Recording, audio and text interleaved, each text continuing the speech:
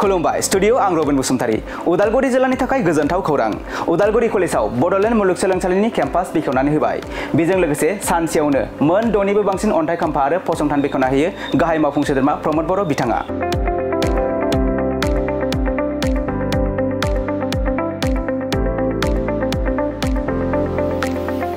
नंगौ उदालगुरि जिल्लानि फरायसा फरायसुलिफोरा गोजौ थाखोनि सोलोंथाइ लानो थाखाय गावनि न'निफ्राय गोजान क'क्राझार बड'लेण्ड मुलुगसोलोंसालियाव फरायहैनो गोनां जायोमोन नाथाय उदालगुरि कलेजावनो बै सोलोंथाइखौ लानो हानाय खाबुखौ बेखेवनानै होबाय बिथां प्रमद बर'आ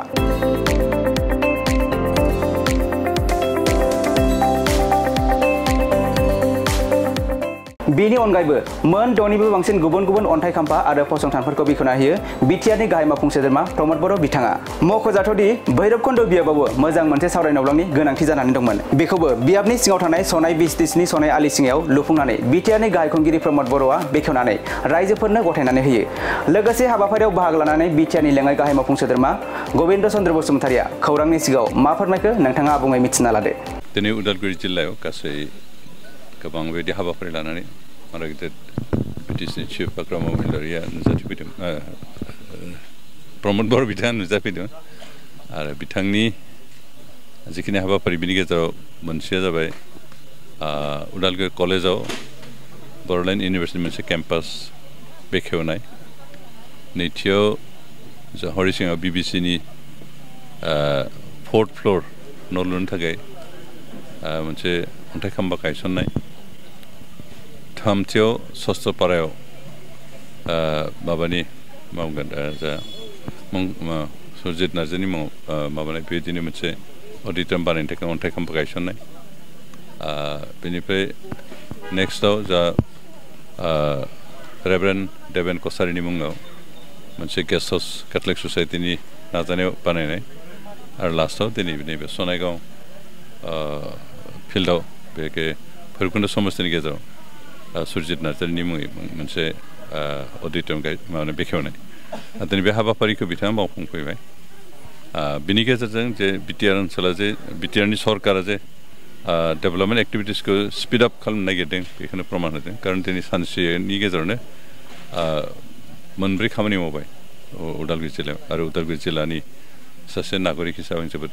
खुसि मोनदों गोजोननाय मोनदों आरो बिटिसि सरकारनि मुरब्बि हिसाबै प्रमद बर' बिथांखौ साबायखर होदों मानोना बिथांनि जिथु नाजानाय बिथांनि जिथु हास्थायनाय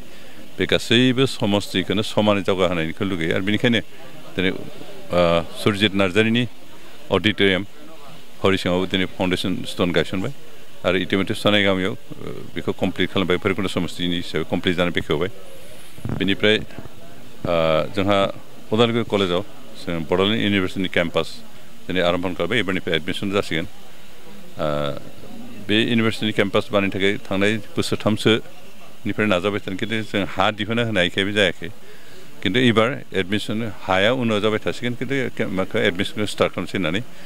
उदालगुरि कलेजावनो बेखौ बेखेवनाय जाबाय बिनि अनगायैबो जोंहा बिबिसि बे प्राय 200 church Baptist churches more than 200 Baptist चार्चेसनि जिथु हेड अफिस हरिसिङाव बिबिसि बिनि 4th फ्ल'र मोनसे न' बेखौ बानायनो होननानै बिटिसि सरकारनिफ्राय 99 लाख बिदि सेंसन खालामबाय बेखौ लुनायनि थाखाय दिनै अन्थाइ खाम्फा गायसनबाय बिनि गेजेरजों जोंहा बिबिसिनि आन्दाराव थानाय जेसेबां चार्च बिथांमोना जथेस्थ' खामानि फैगोन उपकृत जागोन आरो बिनि उनावहाय जोंहा नैबे सबखाथि सन्दना बागाननि खोला मेन रड सेरावनो रेभारेन्ड देबेन कसारिनि मुङाव फादार देबेन कसारिनि मुङाव मोनसे गेस्ट हाउस बानायनाय जागोन आरो बिनि थाखायबो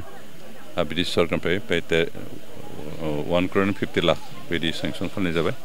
आरो बेखौ खामानि मावनो थाखाय दिनै अन्थाइ खाम्फा गायसनबाय जों गोजोननाय मोनदों जे बेफोरबायदि ससियेल माबाफोरनि अर्गानाइजेसनफोरनि बिदि अनुस्थान बा गेस्ट हाउस बायदिसिना लुनो हरनायनि गेजेरजों रायजोफोरनि सुबिदा जिखिनि खामानि मावदों जे बिटिसि सरकारा बे जोबोद मोजां जादों आरो बेनि गेजेरजों जों मोनसे सिभिलाइज ससाइटि हिसाबै थांनानै थानो थाखाय जिखिनि खाबु नांगौ बेखिनिखौ खाबुखौ मोननाय जागोन आरो जोंनि रायजो राजाफ्रा बेफोरनि गेजेरजों गोबां खामानि मावनो थुलुंगा मोनगोन जों बेनिखायनो बिटिसि सरकारखौ साबायखर होदों लोगोसे प्रमद बर' बिथांखौ साबायखर होदों जों बेबायदि खामानिफोरनि गेजेरजों ओनसोलखौ जौगाखांनो नाजागोन रायजोफ्राबो अन्तत मोजां मुकुलि उदां बारहावायाव थानानै खामानि मावनानै जौगानो बिभिन्न माबाखौ सिन्था सरसा खालामनो थाखाय मोनसे खाबु मोनगोन आरो बेबायदि हाबाफोरखौ